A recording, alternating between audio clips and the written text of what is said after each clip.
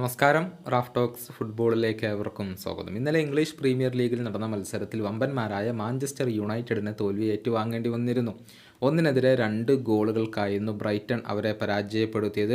വെൽബക്കിലൂടെ ബ്രൈറ്റനാണ് ആദ്യം ലീഡ് നേടിയത്. പിന്നീട് അമദിലൂടെ മാഞ്ചസ്റ്റർ യുണൈറ്റഡ് സമനില പിടിച്ചെടുക്കുകയായിരുന്നു. പക്ഷേ മത്സരത്തിൻ്റെ അവസാനത്തിൽ ജാവോ പെഡ്രോ നേടിയ ഗോൾ മാഞ്ചസ്റ്റർ യുണൈറ്റഡിന് തോൽവി സമ്മാനിക്കുകയായിരുന്നു. മത്സരത്തിൻ്റെ അവസാന മിനിറ്റിൽ അഡിൻഗ്രയുടെ ക്രോസിൽ നിന്നാണ് ജാവോ പെഡ്രോയുടെ ആ ഒരു ഗോൾ പിറക്കുന്നത്.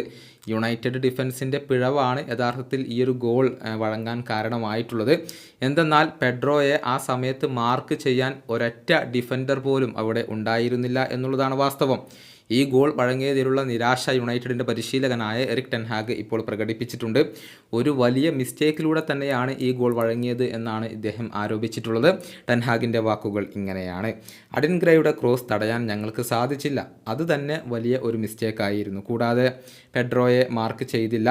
ഒന്നിലധികം അബദ്ധങ്ങൾ വരുത്തി വെച്ചതുകൊണ്ടാണ് ഞങ്ങൾക്ക് ആ ഒരു ഗോൾ വഴങ്ങേണ്ടി വന്നത്.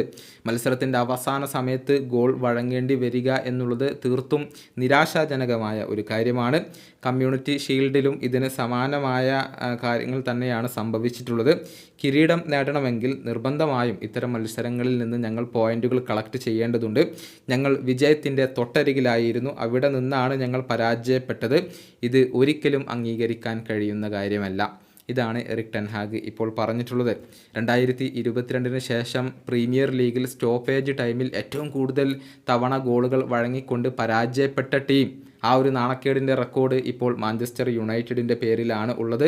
ഈ തോൽവി യുണൈറ്റഡിനെ സംബന്ധിച്ചിടത്തോളം വളരെയധികം നിരാശ നൽകുന്ന കാര്യമാണ്. ഇനിയിപ്പോൾ അടുത്ത മത്സരത്തിൽ ചിരവൈരികളായ ലിവർപൂളാണ് മാഞ്ചസ്റ്റർ യുണൈറ്റഡിൻ്റെ എതിരാളികൾ. ഈ വീഡിയോയുടെ അവസാനിപ്പിക്കുന്നു. കാണാം.